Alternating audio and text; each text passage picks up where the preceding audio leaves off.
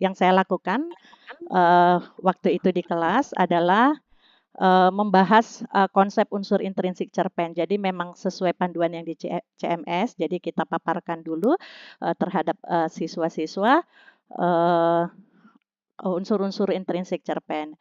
Kemudian uh, selanjutnya ada LD sesuai panduan di CMS juga, yaitu untuk menganalisis unsur-unsur intrinsik cerpen. Kemudian cerpen sudah disediakan juga ya, sudah disediakan juga di CMS untuk bahan analisis Brainis untuk bahan analisis siswa. Nah, saya tambahkan juga waktu itu cerpen karya saya sendiri gitu, dan itu pernah menang lomba gitu. Jadi sekaligus itu juga menginspirasi siswa supaya semangat. Ternyata menulis cerpen itu bisa loh gitu, dan kita tunjukkan cerpen karya MT sendiri bahwa itu mendekatkan juga ya, mendekatkan MT kepada siswa gitu. Kemudian juga bagaimana MT dan siswa jadi merasa dekat dengan hadirnya cerpen itu gitu ya. Kemudian eh, untuk analisis gitu. Nah, di CMS itu kan hanya dikasih unsur-unsur intrinsik tanpa lembar kerja gitu. Nah, kemudian kepikiran gimana ya kalau adik-adik menulis hasil analisis unsur intrinsiknya itu dalam sebuah lembar kerja gitu. Jadi saya buatkanlah lembar kerjanya dalam bentuk sarang tawon gitu, biar berwarna dan lebih menarik gitu. Ada di slide kedua, Kak. Di slide berikutnya. Oke, yang ini jadi siswa menulis di lembar jawaban ya, di lembar jawaban LD. Kemudian selesai siswa menganalisis unsur intrinsik dengan LK lembar kerja itu, kemudian siswa mempresentasikan hasil analisis unsur intrinsik cerpen yang sudah mereka dapatkan. Nah, selanjutnya di next berikutnya ada presentasi.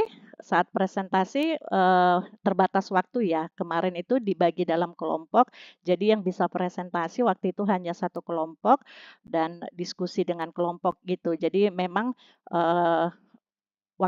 memang waktu terbatas untuk bisa semua kelompok untuk melakukan presentasi hasil analisis mereka. Kemudian saran yang bisa yang bisa dilanjutkan dari sini bahwa lembar kerja seperti itu bisa juga dipakai untuk analisis unsur-unsur topik yang lainnya gitu. Jadi bukan hanya untuk analisis unsur-unsur intrinsik dari sebuah cerpen. Mungkin demikian Kak, singkat aja apa yang bisa saya laporkan ya, saya presentasikan ya dari LD yang kemarin. Terima kasih Kak Vini. Oke, baik. Terima kasih Kak Diana. Aku lihat dari kolom chat juga belum ada yang bertanya. Kita lanjut dulu aja, atau kita mau... Oh, ada yang raise hand. Kak Septrian, boleh silakan Kak. Oke, terima kasih sebelumnya. Halo Kak Diana, bisa dengar suara aku? Oke, dengar Kak, aman Kak Septrian. Oke, sebelumnya aku jujur sangat tertarik sih Kak. Ini kan yang aku pelajarin itu kan dari cerpennya itu kan Kakak nulis sendiri. Berarti Kakak emang punya hobi menulis ya sebelumnya kalau boleh tahu?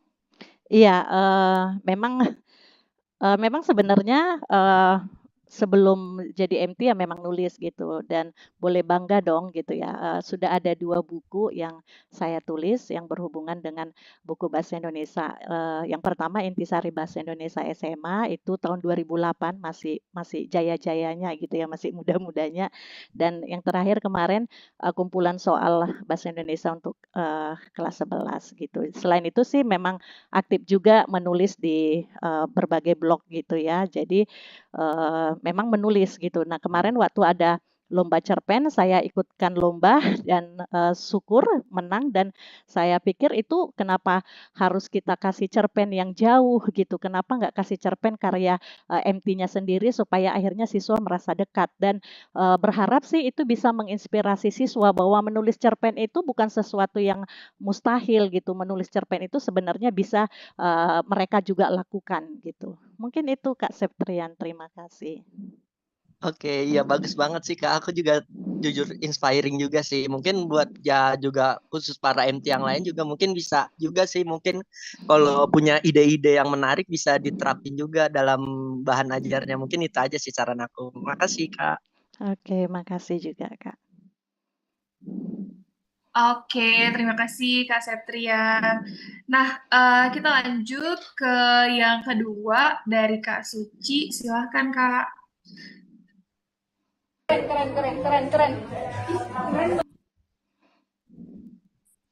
Halo, Assalamualaikum. Suara saya terdengar?